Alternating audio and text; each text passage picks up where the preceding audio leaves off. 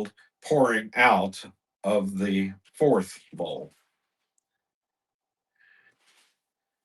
In verse 8, it says, And the fourth angel poured out his vial upon the sun, and power was given unto him to scorch men with fire. And men were scorched with great heat and blasphemed the name of God, which hath power over these plagues, and they repented not to give him glory. Revelations chapter 16, verse 8 and 9. Our Lord predicted signs in the sun during the Great Tribulation.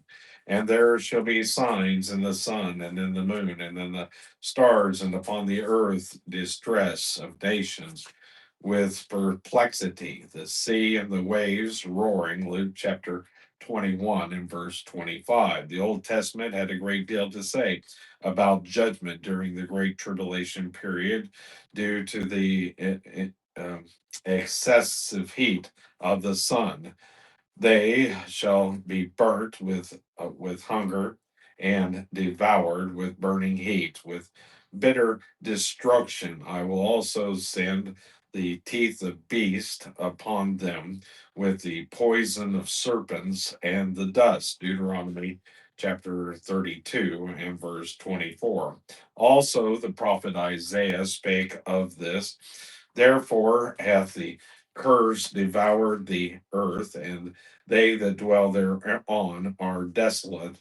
Therefore the inhabitants of the earth are burned, and few men left. Isaiah chapter 24 and verse 6. Also, therefore, he hath poured out him the fury of his anger and the strength of battle, and it hath set him on fire around about. Yet he knew not, and it burnt him.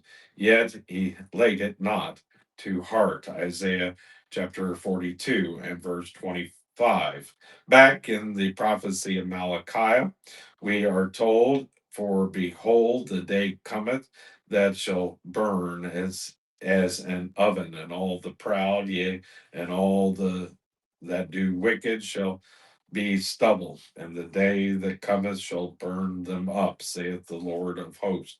That is shall leave them neither root nor branch. Malachi chapter 4 and verse 1.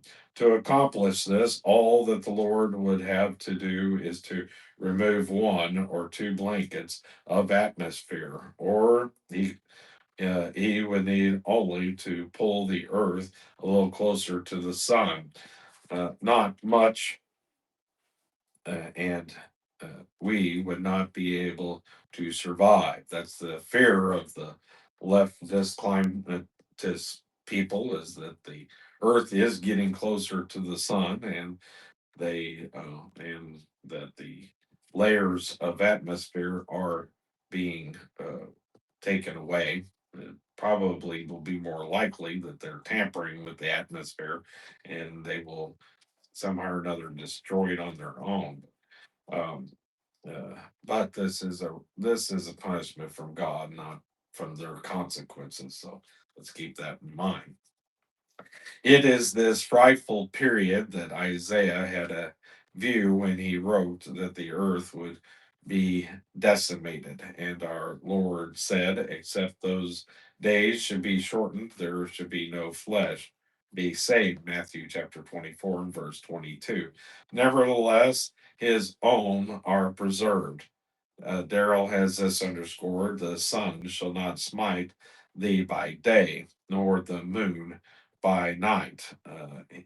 Psalms 121 and verse 6. Though, and Daryl continues his underscoring here, this promise is quite meaningless to us today. It will be a great comfort to the believer during the Great Tribulation. Daryl continues underscoring here, and men were scorched with great heat and blasphemed the name of God. In spite of all of this, and Daryl continues underscoring here, instead of turning to God for mercy, they blaspheme his name.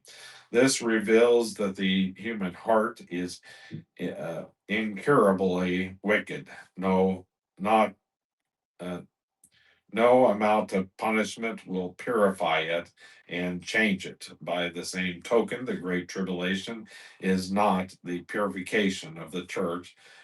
Nowhere is it stated that the saints uh, are being purified by the Great Tribulation. Rather, it is a judgment upon the earth. In fact, I don't think any of the people who disagree with the pre tribulation rapture of the church believe that we'll be here for the bowls of wrath. Uh, not, I, I have not met anybody who would think that. That concludes